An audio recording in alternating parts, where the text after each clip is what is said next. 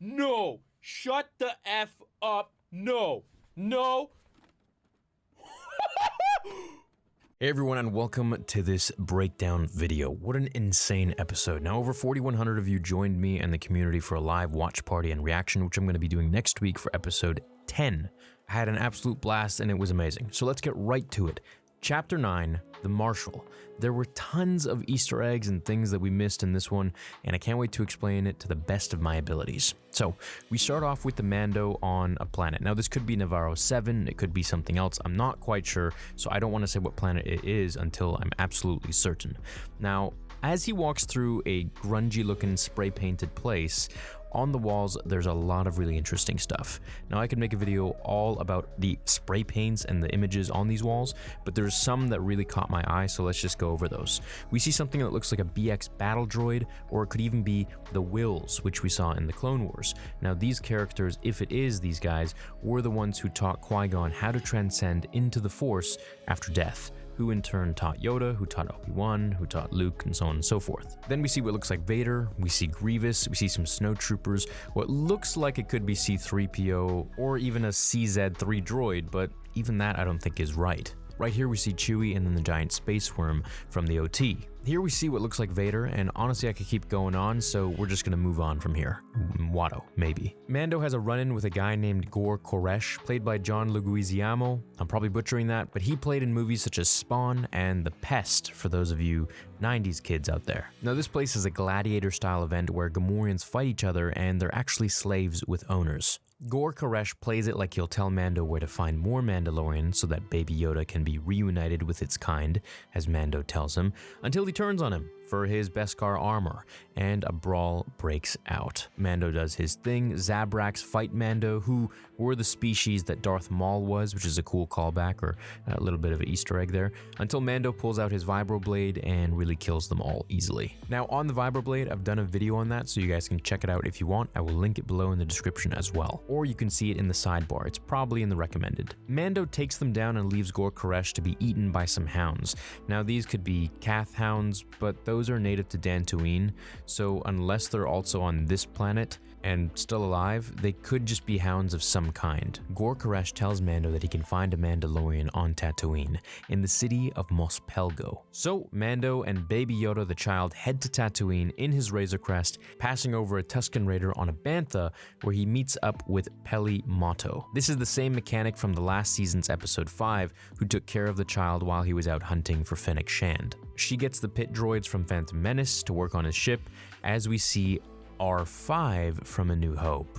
And we know it's the same one because of this angle here where we see the combustion burns of the bad motivator. Peli Motto tells Mando that Mos Pelgo is an old abandoned mining town.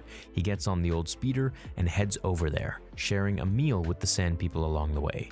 Here are the bones of a Bantha. Just thought I'd throw that in there. He enters the town, we see many faces, and at 1307 exactly, we actually see a cameo of Sam Witwer himself. This is the encyclopedia of a human who played Starkiller, Galen Marek, and of course the voice of Darth Maul in the Clone Wars, Rebels, and Solo. Mando enters a cantina. He speaks to a Weequay behind the bar. Now this is the same species as Hondo Ohnaka. Asking for the Mandalorian of the town, he turns to see Cobb Vanth dressed in Boba Fett's armor. How can this be? Boba Fett is dead. Vanth orders a couple snorts of spotchka, which is a drink made from krill, who were native to Kamino. And the first time we saw this in the Mando was with Cara Dune in episode 4 of season 1. As Cobb Vanth sits to offer Mando a drink, Mando realizes that he's a fake as he takes his helmet off. Now no true Mandalorian would do such a thing in public.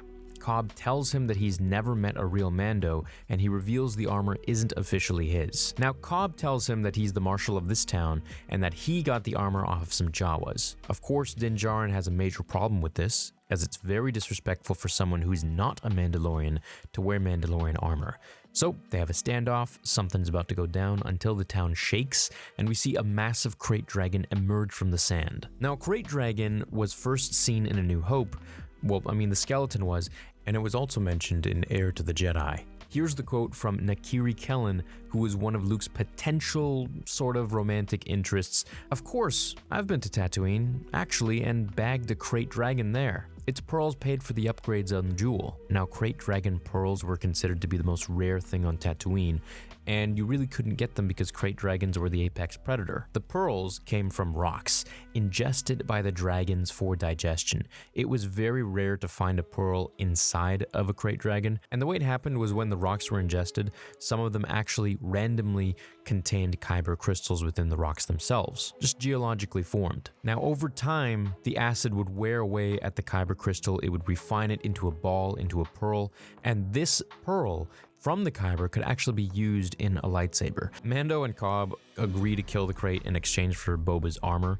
Now, I freaked out when I saw this part, as Mando is on his speeder, and this was probably one of my favorite parts of the whole episode, just because it was just such a cool callback and something I never thought I'd see again. Cobb is actually on Anakin's pod racer. It's modified into a speeder at this point. This by far was my favorite Easter egg. That and the one at the very end, you know what I'm talking about. Now, Cobb recalls the end of the Empire, as the town was celebrating the end of the Death Star and the Empire's occupation over the galaxy. This is when the mining collective immediately moved in and took the town for themselves. Cobb got away by the skin of his teeth, taking a Camtono of Silicax crystals. Now, this Camtono is the ice cream machine from Empire Strikes Back that we see Willrow Hood running with randomly. Cobb ended up being found by Jawas and gave them the crystal for Boba's armor that they had. In the book Aftermath, Boba's armor was actually completely acid-ridden and gnarled up.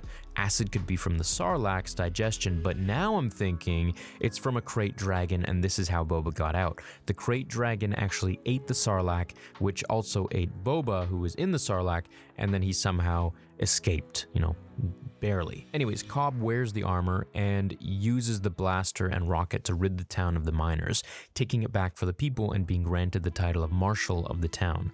This was really cool, even though I know it wasn't Boba, just to see his armor being used and, the rocket being fired from his jetpack really brought back some Return of the Jedi vibes. They're eventually stopped by Massifs. Now, these were hounds belonging to Tuskens that we saw Anakin kill in Attack of the Clones. They almost get eaten when the Mando makes a call in Tusken. Mando, Cobb, and the Tuskens join forces to rid the evil that is the Krayt Dragon. Figuring out that they have to keep the Krayt Dragon asleep in order to set up the bombs to kill it, they feed it to make it sleep longer, then get to work with the Tuskens, Mando, Cobb, and the villagers who are eventually convinced to go into the war. They lay the charges and bombs under the sand, eventually luring the beast out, hopefully to destroy its belly, which is its only weakness. Now, seeing Mando and Boba's armor, even though I know it was Cobb underneath, in action really gives me excitement and gives me hope that we'll see the real Boba and Mando fight together, or at least against one another in the same scene. Mando eventually thinks quickly and allows the Krayt Dragon to swallow him when all hope is lost, including the bantha that he's holding on a rope, which is loaded with a lot of bombs, only to use the tip of his Embin Phase pulse blaster to shock the crap out of the dragon, escaping as he flew out, and detonating the bantha from within the stomach of the Krayt, killing it for good. As the Tuskens harvest the meat from the corpse of their victory, Mando takes a piece for himself and covers it up with Baby Yoda, collecting Boba's armor from Cobb, and we see the Tuskens collect the most rare thing on the planet, a refined pearl from the dragon. This makes me wonder if we're going to follow some legends and Boba Fett is eventually going to have a lightsaber of his own using this pearl. The Mando and Cobb shake hands and he takes off into the setting suns of Tatooine, where we see a mysterious man watching him from afar as he turns to the camera, revealing who he really is: Boba Fett. Actor Tamura Morrison, the man who played Jango Fett himself in the prequels. Now, Boba is around 50 years old here, something like 40 or 50 almost, and he's looking extremely beaten up. Scars and burnt skin line his face as we see him callously turn around and most likely get on his vehicle, dare I say perhaps the Slave One, and meet up with Mando to retrieve what's rightfully his. So obviously he's been keeping tabs on everything that's been going on here. Maybe he knows that Cobb Vanth took his armor and he just let it slide because he's like, you know what? This way I'm completely under the radar, no one knows who I am, but as soon as I put the armor on, they know I'm Boba Fett, I'm part of the Empire, and they might want to kill me or whatever. So he just flies under the radar and does his thing.